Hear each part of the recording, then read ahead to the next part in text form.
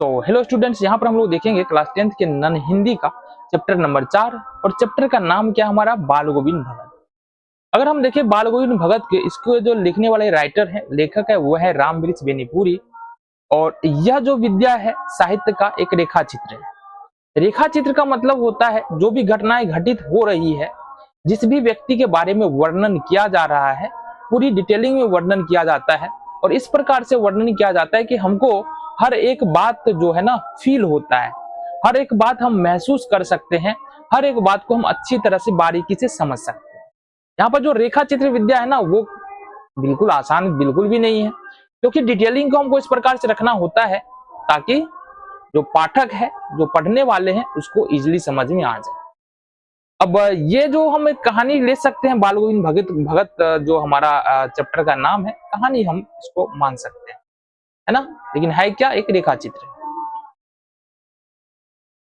पाठ पे चलते हैं, क्या कहा जा रहा है बात करते हैं। रामवृक्ष बेनीपुरी रचित रेखा चित्र बाल गोविंद भगत धर्म के इस मर्म का उद्घाटन करता है कि धर्म पालन आडंबरों या अनुष्ठानों के निर्वाह में नहीं, बल्कि आचरण की पवित्रता और शुद्धता में। देखो, एक बहुत ही अच्छी बात यहाँ पर कही जा रही है और हम लोगों को समझना भी चाहिए।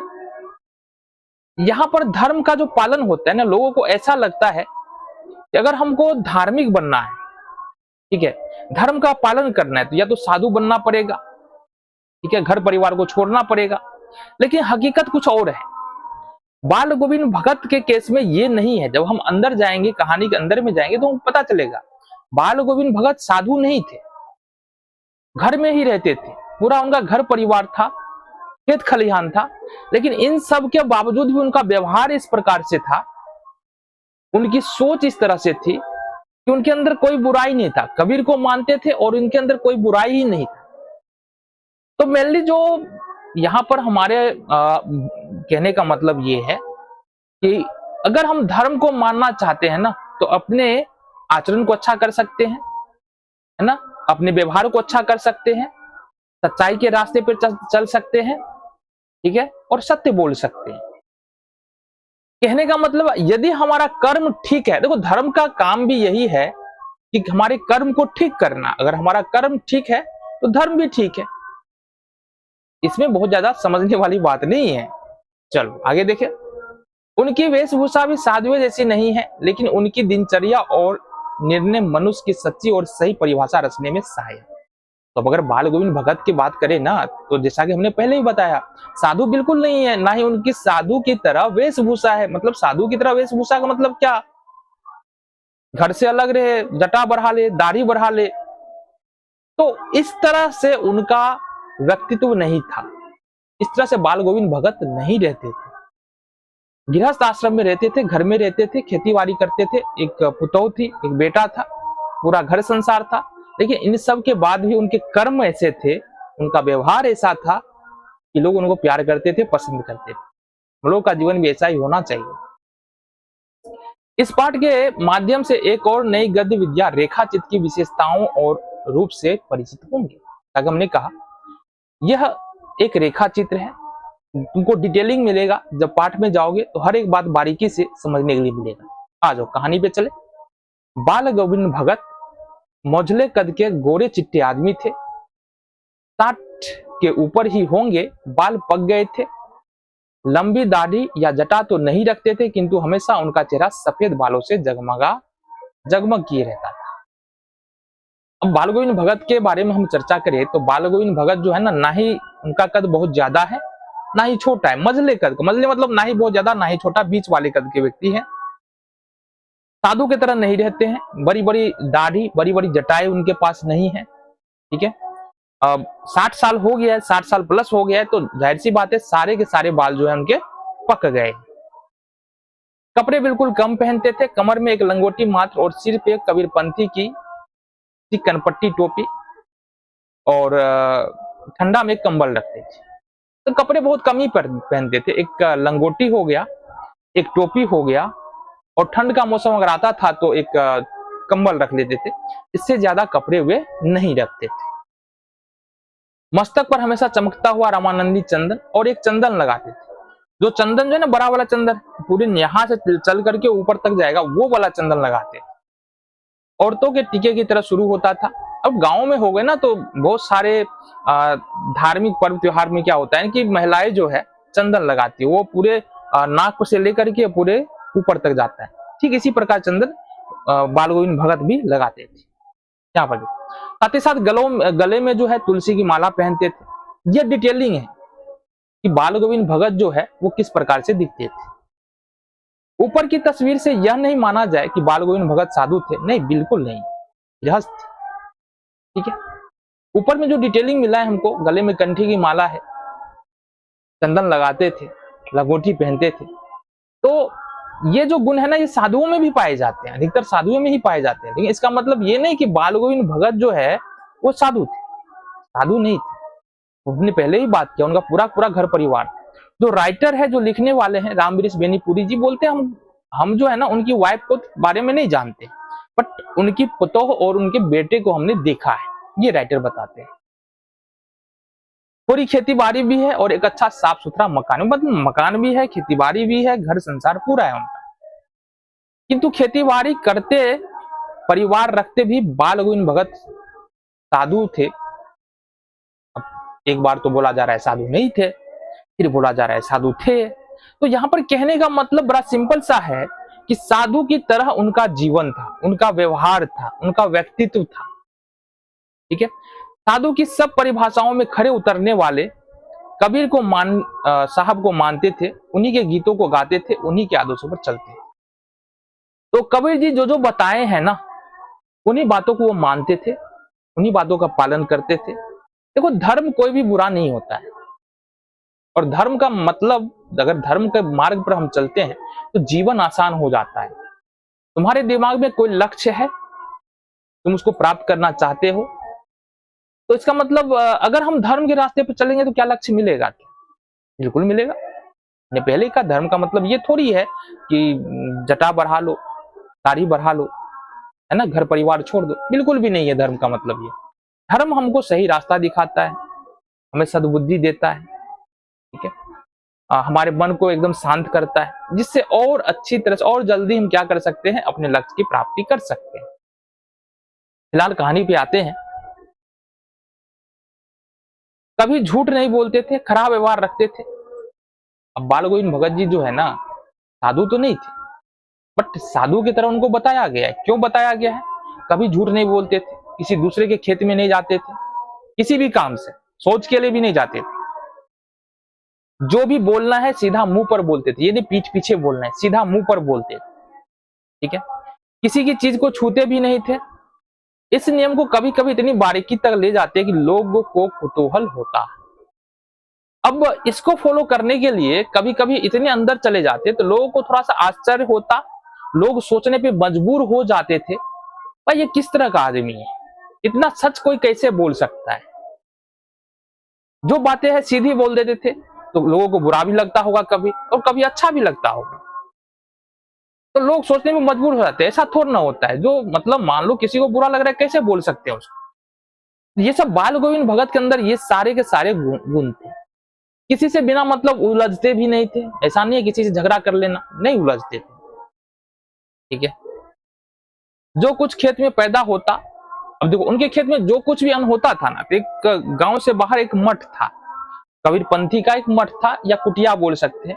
वहां कुटिया में जाकर के सारा कुछ रखते थे, फिर वहां से उनके लिए कुटिया से उनके लिए जो भी मिलता था, उन्हीं के अन्न से, उन्हीं से अपना वो जीवन चलाते थे। मतलब पूरी तरह से समर्पित व्यक्ति थे कबीर के प्रति, पूरी तरह से मानने वाले व्यक्ति थे।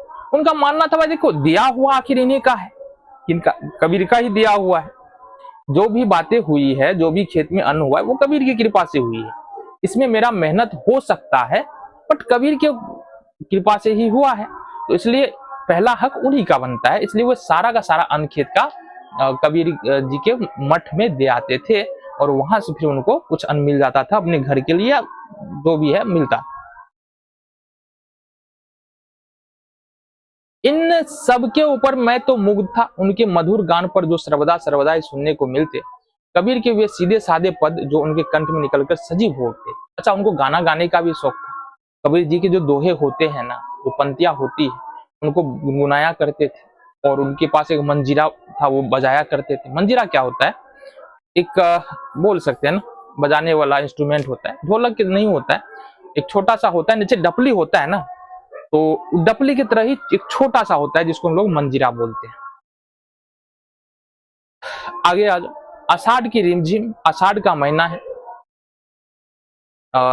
समूचा गांव खेतों में उतर पड़ा है, सभी लोग खेत में हैं, कहीं हल चल रहे हैं, कहीं रोपनी हो रही है, धान के पानी भरे खेतों में बच्चे उछल रहे हैं, औरतें कलेवा लेकर मेरे पर बैठी है।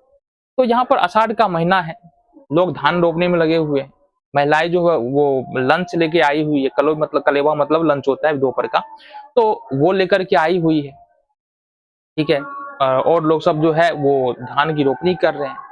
आसमान बादलों से घिरा है, धूप का नाम नहीं है, ठंडी पुरवाई चल रही है और हवा भी तेज चल रही है। ऐसी ही समय आपके कानों में एक स्वर तरंग झंकार सी उठी, यह क्या है, यह कौन है। तो ऊपर में जो बातें बताई गई है, आषाढ़ का महीना है, कोई धन रोपनी कर रहा है, कोई बच्चा खेत में उछल रहा है, महिलाएं काम में लगी हुई है, महिलाएं कलेवा लेके बैठी मतलब लंच लेके बैठी हुई है कि काम खत्म हो पुरुष खाने के लिए आए। और ठीक इसी समय जो है ना एक मधुर सा गाना लोगों के कान में गूंजने लगा। लोग सोचने लग जाते कि कौन गा रहा है, अच्छा पता तो है लोगों को, सोचने लग जाते। और वो गाना इस प्रकार से रहता था कि लोग उस पर झूमने लगते थे, जो भी काम करने वाले लोग हैं, जो भी बच्चे हैं, जो भी धान रोपने वाले लोग हैं, सब जो है आनंद से भर जाते थे। उनका गाना इस प्रकार से। बाल गोविंद भगत समूचा शरीर कीचड़ में लिथरे अपने खेत में रोपनी कर रहे हैं। उनकी उंगली एक एक कर धान के पौधों को पंक्तिबद्ध खेत में बिठा रही है। उनका कद एक एक शब्द संगीत के जीने पर चढ़ाकर कुछ को ऊपर स्वर की ओर भेज रहा है और कुछ को पृथ्वी की मिट्टी में खड़े लोगों के कान में। अब जो भी स्वर उनके गले से निकल रही है, जो भी गाना वो गा रहे हैं, अब इतना ज्यादा मधुर है कि लोगों को बहुत ज्यादा पसंद आता है। बच्चे खेलते हुए झूम उठते हैं, मेरे पर खड़ी औरतों के होंठ कांपने लगते हुए गुनगुनाने लगते हैं। और लोग जो है ना जो काम कर रहे हैं, जो बच्चे खेल रहे हैं, जो महिलाएं कलेवा लेके बैठी हुई है, वो सब साथ में इस गाने को गुनगुनाने लगते हैं। हमने कहा पहले ही भगत जी का जो गाना था वो बहुत ही ज्यादा मधुर था, इस वजह से सभी लोग सुनते हैं और साथ में गुनगुनाने भी लगते हैं। हलवाहों के पैर ताल में उठने लगते हैं, रोपनी करने वालों की उंगलियां एक अजीब क्रम से चलने लगती है। बाल गोविंद भगत का यह संगीत है, यह जादू। तो ये कला तो था बाल गोविंद भगत जी के स्वर में, आवाज में, कि किसी को भी झुमा दे, कोई भी व्यक्ति उनके स्वर से स्वर मिला के गाना चाहे, ये जादू था उनकी आवाज में। आ जाओ आगे, अगले महीना में चलते हैं। भादो की अंधेर अधरतिया है, भादो का महीना, रात का समय। अभी थोड़ी ही देर पहले मूसलाधार वर्षा खत्म हुई है। बादल का गरज बिजली की तरफ में आपने कुछ सुना हो, किंतु अब झिल्ली को झंकार या दादुरों का टट्टर बाल गोविंद भगत के संगीत को अपने कोलाहल में डुबो नहीं। तो कहने का मतलब क्या है? कहने का मतलब ये है कि भादो का समय है, रात का मौसम है, अभी अभी बारिश खत्म हुआ है। हो सकता है कि बहुत सारे लोग बाल गोविंद भगत, क्योंकि उनका रोज का रूटीन है संगीत का, कबीर जी की पंक्ति गाने का, तो बहुत सारा लोग हो सकता है कि बारिश की आवाज में या फिर वो जो बारिश हो रहा था उसके साथ बिजलियां कड़क रही थी, उसमें हो सकता है उनका गाना नहीं सुने हो, लेकिन अभी शांत हो गया है। हो सकता है कुछ मेढक बोल रहे हो, लेकिन फिर भी मौसम शांत है। इस वजह से अब जो है लोगों को वो बातें सुनाई दे रही है, वो स्वर, वो धुन, वो गाना बाल गोविंद भगत जी का अब सुनाई देता है। अब गाने का बोल देखो, गोदी में पिया चमक उठे सखिया चिहुक उठे ना। हाँ, पिया तो गोद में ही है, किंतु ये वह समझती है कि वह अकेली है, चमक उठी है, चिहुक उठी है। उसी भरे बादलों वाले भादों की आधी अधरिया उनका यह गाना अंधेरे में अकस्मात कौन उठने वाली बिजली की तरह किसे ना चौंका दे। अब ये गाना जब लोग सुनते थे ना, तो बाल गोविंद भगत जी का अब एक साधु की तरह उनका जीवन था, तो दुश्मनों की संख्या तो होगा नहीं, जाहिर सी बात है। लोग उनको पसंद करने वाले, अधिकतर लोग पसंद करने वाले थे। कुछ लोग तो थे कि उनका सिर्फ जो है ना वो कबीर की पंक्ति सुनने के लिए, जो भी गाते थे वो सुनने के लिए उनके पास आते थे। इतना ज्यादा मधुर उनका गाना था। ठीक है, आधी रात में उनका यह गाना अंधेरा में अकस्मात कौंध उठाने वाली बिजली की तरह किसे न चौंका दे, अरब सारा संसार निस्तब्ध में सोया है, बाल गोविंद भगत का यह संगीत जाग रहा है, जगा रहा है, तेरी गठरी में लगा चोर मुसाफिर जाग। ये गाने का बोल है जो गाया करते थे बाल गोविंद भगत। सारा दुनिया सो चुका है, कोई भी जगा हुआ नहीं है, और एक आध व्यक्ति हो सकता है जगा हो, और वो भी जगह जगह क्या कर रहा है, बाल गोविंद भगत जी का जो भी स्वर है, जो भी आवाज है, उनको सुन रहा है। कार्तिक आया ने कि बाल गोविंद भगत की प्रभातियां शुरू हुई जो फागुन तक चला करती है। कार्तिक के महीने से जो है ना, बाल गोविंद भगत जी जो है वो प्रभातियां शुरू कर। प्रभातियां क्या होता है, सुबह उठ करके जो भजन गाया जाता है उसको हम लोग प्रभातियां बोलते हैं। इन दिनों वो सवेरे ही उठते, न जाने किस वक्त जगकर वो नदी स्नान को जाते। अब जब कार्तिक का समय आता था तो बाल गोविंद भगत जी जो है वो सवेरे उठते थे और गांव से थोड़ा दूर एक नदी था, नदी के पास जाते थे, वहां पर स्नान करते थे और फिर वहीं पर एक आसन बिछाकर बैठ जाते थे। एक कंबल होता था उनके पास, एक कंबल होता था, उस कंबल को बिछा करके बैठ जाते थे। और एक दिन ऐसे ही जो है ना, वो बाल गोविंद भगत जी जो है वो जाकर के नदी में स्नान किए और भजन गाने के लिए बैठ गए नदी के किनारे। अब जो ये राइटर हैं, लेखक हैं रामवृक्ष बेनीपुरी जी, वे बताते हैं कि उनको जो है ना देर तक सोने वाले लोग, मतलब सुबह उठने वाले लोगों में से नहीं है, लेकिन जब 3, साढ़े 3, 4 बजे ये जो बाल गोविंद भगत जी का जो भजन है वो उनके कानों में पड़ता है तो अनायास ही वो रह नहीं पाते, वो चल देते हैं नदी की तरफ। जब आते हैं तो क्या देखते हैं, बाल गोविंद भगत इतनी ठंडी में, कार्तिक के महीना में ठंडी होता है ना, तो ठंडी में बैठ करके एकदम भजन गाए हुए और कंबल ओढ़े हुए, और कभी कभी तो इतना मगन हो जाते हैं कि कंबल भी गिर जाता है। मतलब भजन गाने में इतना मगन हो जाते हैं कि कभी कभी कंबल भी सरक पड़ता है बाल गोविंद भगत जी के शरीर पे से। ठीक है, और साथ ही साथ उनके पास खंजरी है तो खंजरी भी बजाते हैं। गर्मियों में उनकी संध्या उमस भरी शाम की भी शीतल कर देती थी। अपने घरों के आंगन में आसन जमा बैठते और गांव के उनके कुछ प्रेमी जुट जाते, जैसा कि हमने बताया। गर्मी के मौसम में क्या होता था, कुछ लोग उनके पास भजन सुनने के लिए आते थे।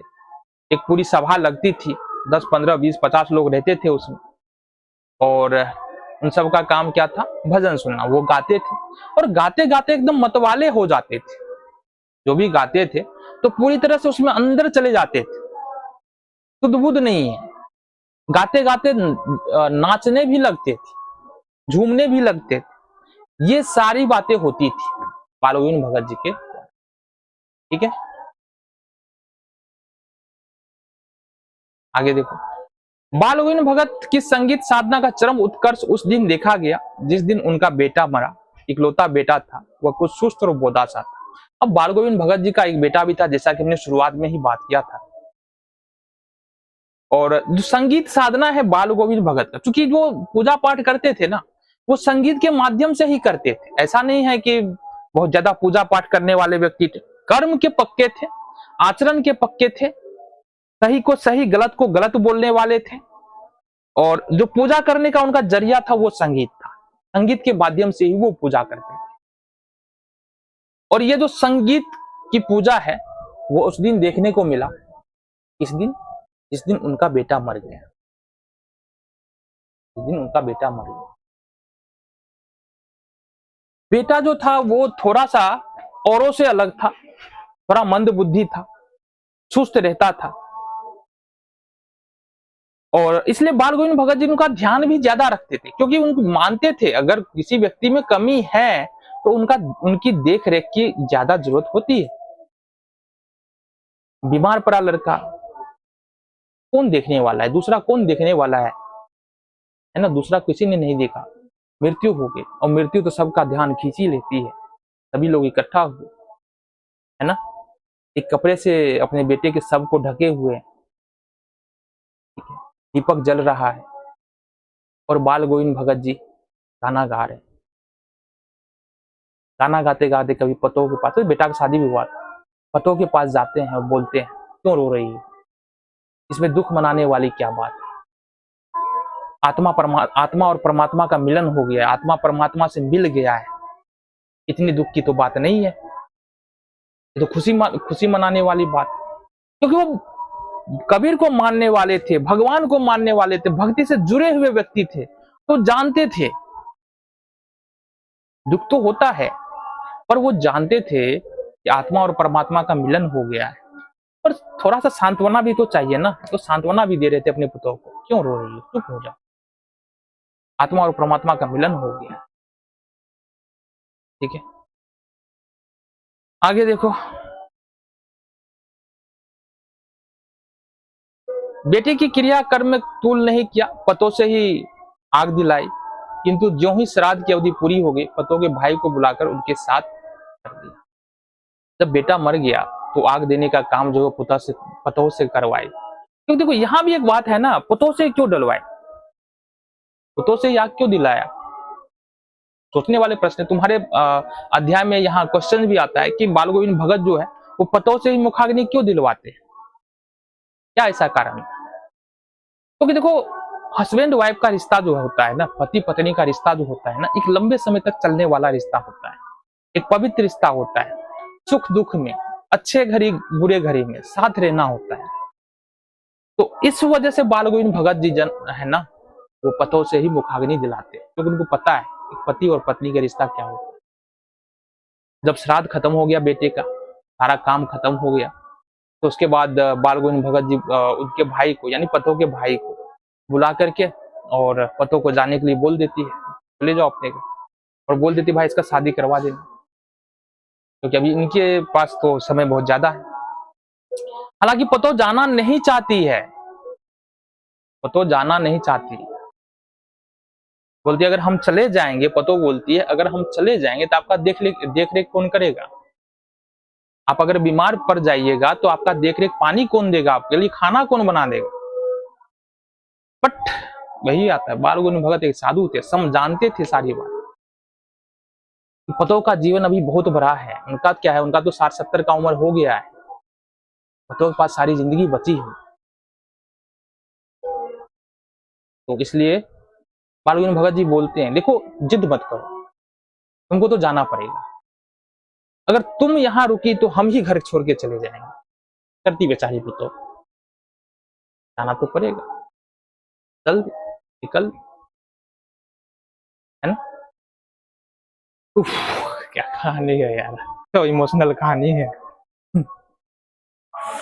बोलते बोलते इमोशनल हो गए भाई, कहानी है ना। तो कहानी को जब समझ के पढ़ोगे ना, तो जब खुशी आएगी तो खुश होगे, जब कोई ऐसा मोमेंट आएगा कि इमोशनल मोमेंट है तो इमोशनल होगे। ये सुनाने वाले पे भी डिपेंड करता है, हो सकता है तुम अगर बुक पढ़ रहे हो तो तुमको पता नहीं चले, बट अगर सुनाया जा रहा है और अच्छे से सुनाया जा रहा है तो हो सकता है तुमको महसूस हो जाए वो सारी बातें, है कि नहीं। बोलो आगे बढ़े। चलो, बाल गोविंद भगत की मौत उन्हीं के अनुरूप हुई। वो हर वर्ष गंगा स्नान करने जाते, स्नान पर उतनी आस्था नहीं रखते जितना संत समागम और लोक दर्शन पर। पैदल ही जाते, करीब 30 कोस पर गंगा थी। अब समझो बात, उनके घर से 30 कोस की दूरी थी गंगा की। हर साल उनका आदत था कि गंगा नहाने जाते थे, है ना, जवानी से ही, जब उनका एज रहा होगा 25 साल 30 साल 20 साल, तभी से वो जाते थे रेगुलर। बट अब तो एज हो गया 60-70 साल ना, 30 कोस पैदल जाना, गाना गाते हुए, हंसते हुए, गाते हुए, झूमते हुए जाना, और रास्ते में खाते भी नहीं थे। 3-4 दिन 5 दिन का सफर होता था, कम खाते थे, बहुत कम, प्यास लगता पानी पी लेते, फिर झूम के निकल गए, फिर वापस जब रिटर्न होते तभी खाते। बट एक बात बताओ, 60 साल का उम्र हो गया, 65-70 साल का उम्र हो गया, अब तो वो संभव नहीं है, जवानी वाली बात अब संभव नहीं है। लेकिन ये मानना पड़ेगा कि भगत जी ने अपने जीवन जीने का तरीका नहीं बदला। गंगा गए, नहाए, वहां से वापस आए, थोड़ा बीमार पड़ गए, क्योंकि 60 साल उम्र हो रहा है ना, उम्र का तकाजा है, उम्र बढ़ेगा तो शरीर कमजोर होगा। तो ये बीमार पड़ गए बाल गोविंद भगत जी, और बंद कुछ नहीं किया, ना सुबह उठना, ना नदी पे नहाना, ना नदी पे नहाना, ना भजन गाना, ना आराम करना, ना खेतों में काम करना, कुछ भी नहीं छोड़ा इन्होंने। क्या कर सकते हैं। और वो भी समय आया जब बाल गोविंद भगत जी नहीं रहे। तो इस तरह से इस जो रेखा चित्र है बोल लो या कहानी बोल लो, इसका अंत हो जाता है। और एक अच्छी कहानी या रेखा चित्र था। बहुत सारी बातों के बारे में फोकस किया गया है कि हम लोगों का जीवन कैसा होना चाहिए, किस तरह से हमको अपना जीवन जीना चाहिए, धर्म क्या होता है, धर्म को भी यहाँ पर लाया गया है। कबीर को मानने वाले थे, अलग अलग धर्म को मानने वाले लोग हो सकते हैं। हम अभी भी यही कह रहे हैं कि धर्म हमको जीना सिखाता है, धर्म हमको जो है ना नफरत करना नहीं सिखाता है, धर्म हमको साथ रहना सिखाता है। धर्म हम जो अगर कोई अच्छा लक्ष्य जीवन में बना रहे हैं ना, तो धर्म हमको उसको प्राप्त करना सिखाता है। धर्म हमको हमारे दिमाग को शांत करता है। अगर मन कहीं भटक रहा है तो इस भटकावे को रोकता है। ये धर्म होता है। नफरत करना कभी नहीं सिखाता। मिलेंगे अगले वीडियो में। अगर तुमको पसंद आया ना, कहानी का एक्सप्लेनेशन पसंद आया, तो नीचे कमेंट करो। इसका क्वेश्चन आंसर अगर चाहिए तो वो भी बता दो, मिल जाएगा अगले वीडियो में। क्या दिक्कत है। मिलते हैं अगले वीडियो में एक और कहानी के साथ।